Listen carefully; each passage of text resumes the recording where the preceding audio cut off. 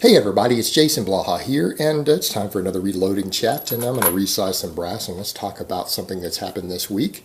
And it has to do with Navy SEAL widow Carryn Owens, who was presented and mentioned by President Trump at his speech before Congress, and we're going to get into that in a minute.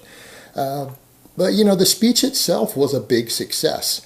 It was a massive success. A lot of people were impressed, so much so that a lot of even Democrats have admitted publicly that they were impressed with his speech, and some of them have even said he finally became the president, as though, you know, swearing him in and the other stuff he's done so far didn't.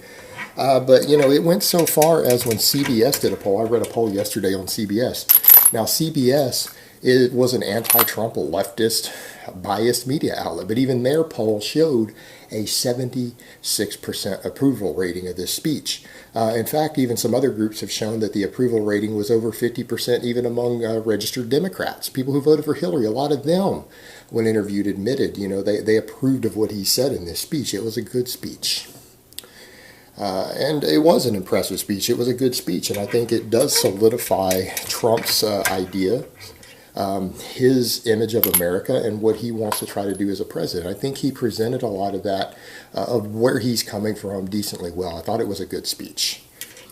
But, you know, obviously the Democrats didn't like that. A lot of them refused to clap or stand for a lot of his things. Some of them did, and I'll give them that. Some of the left actually did, even though a lot of them were sitting down and not clapping, chose to stand and clap and agree with him with a lot of things. And, you know, there were a lot of them there. All these women were wearing white in the Democrats, and, you know, they were talking about, oh, we're doing this as a show of support for women's suffrage. I'm not sure if these women are aware that the women's suffrage movement was a success, and no one's taking it back. To stand for women's suffrage at this point in the game is as silly as wearing an outfit and saying that you stand with the slavery abolitionist. Well, slavery was outlawed with a constitutional amendment.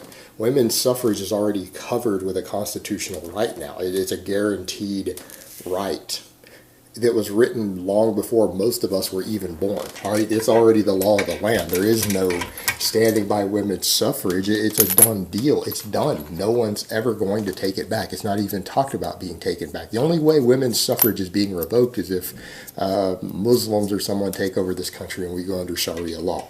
All right, short of that, women's suffrage isn't going anywhere. So that was an absurd statement from these women. Women have equal legal rights today. They have the right to vote, which was what women's suffrage was. They have a right to own property. They have a right to divorce their husbands. They have the right to be seen as full, equal citizens in this country. And to my knowledge, no one out there is even talking about undoing that. So what an absurd statement they're making. It's absolutely absurd. But let's get over to the Carryn Owens thing, because when she was presented and mentioned by Donald Trump, and the camera zoomed in on her and everything, some of the Democrats did choose. Some of them chose to frown and not stand and not clap. And you know what? Some people are mad at them over that, but here's what I'm going to say. That's their right. That is absolutely their right. I am a patriot. I love my country, but that's a choice I make. It isn't right to try to force people to be patriots, because being patriotic isn't always free. There are times when being a patriot can cost you something, and it's not for everyone. And so I don't think we should say, oh, you know, we should scorn them for not being patriots. You know what? Those of us who love our country, we choose to support it. We will choose to, if push comes to shove, even defend this country from tyrants inside of it. Right? That's what a patriot is. That's what a patriot does. That's a choice we make. We shouldn't try to force that choice on other people. We shouldn't force other people to tell them that they have to respect our country, that they have to love our country. They don't have to do that. This is a free country where you have the right to choose not to do that. Now, we can dislike it all we want, and that's fine. If you don't want to vote for these people, then vote them out of office. That's reasonable. But, you know, we shouldn't scorn other people for making a different choice than we make. We choose to love our country. They choose to hate our country. That's their right. The Constitution protects that right. So, you know, that is what it is. But it's one thing to, you know, choose to not show support, and that's okay. But it's another thing completely when people go in disrespect. And here's the thing. That's one of the things that bothered me. Like The View, if you guys saw, the women on The View basically said that Donald Trump was exploiting this woman. And that's a problem. That's showing disrespect for this woman, that she was exploited when it was anything but. And I understand, we talk about 1984 type ideas, George Orwell's writings and everything of creating false senses of patriotism and things. And I get that. I'm very familiar with George Orwell, whose real name was Eric Blair. I'm familiar with his works. But this looked to me, this is a genuine show of respect for this woman. And I'm sorry, that's not exploiting someone when you're giving a speech to actually bring a woman up whose husband had just died in the field in an operation, to bring her before Congress and just show her a little bit of respect and to basically say, we're sorry for your loss. And for her to get national recognition, international recognition for that, and to have Congress and our leaders, our elected leaders, who are largely responsible for sending her husband over. Because, our leaders, our elected representatives, because we shouldn't think of them as our leaders, they're our servants. They're the ones who make these choices for these operations and stuff to send these men over. And for those men and women to stand there and clap for her and show her some respect because of the loss that they know that a lot of what they've done is responsible for. Those are hard choices they make. For them to at least show her some respect, I think it was a nice gesture. That's not exploitive at all. That is actually showing a nice gesture of respect. And it was that. It was respectful to her. And it was respectful to her family and their loss. That's not exploiting. All right, that's just having some basic decency and showing respect and being a little bit of a patriot. That's what that is. And even worse, Whoopi Goldberg made the most offensive statement of anyone I've seen. Whoopi Goldberg actually said in response to that, these widows of these veterans just love their 15 minutes of fame. And it's like, what an awful, hateful, mean thing to say. I mean, because I can assure you that every one of these widows who get up here and they are recognized or seen on TV or whatever, I can promise you they would much rather have their husband back than that 15 minutes of fame.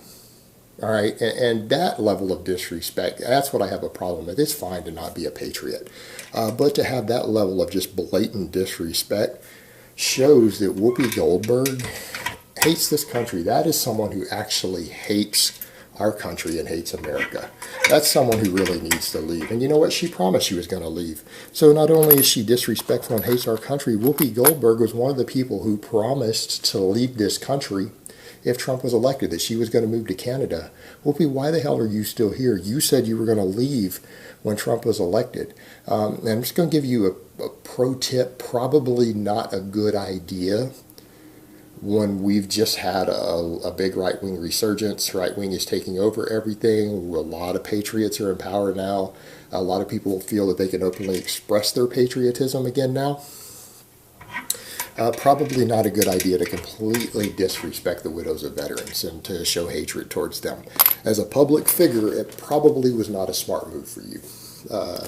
Just saying, probably don't want to do that. Not a good idea. But, it also begs the question of why is Whoopi Goldberg still here? I thought she was going to leave. And, here's the thing we get into. She wasn't the only one who did that. There have been other people who've also made statements. Lesser-known public figures made negative statements and everything. At least one lawyer got fired by the company he works for because of a tweet he made disrespecting this woman. Even though he apologized and everything later, he was fired for it. And that's the thing. This shows how much the left hate our country. It really does. A lot of the leftists, when they go to this point, they let their hatred of Trump and their hatred of America go so far as to when they want to actually disrespect widows of veterans. I mean, these are women who haven't done anything to harm you. The only thing they are guilty of is marrying a soldier who happened to die. All right, that's their only wrongdoing. And, then they have some of these leftists decide to just attack these women for no reason, who've literally done nothing political. Most of them aren't up there making political speeches. They're not making political stances. These are just women who married soldiers.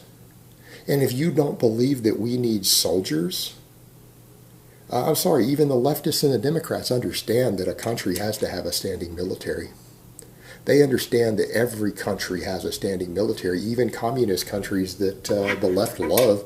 They love socialist and communist ideas. Even those countries have militaries. You have to have one. And in the world we live in, that's just the nature of it. And so to show hatred for these women because they were married to someone in the military who happened to die and that they're grieving, I mean, come on.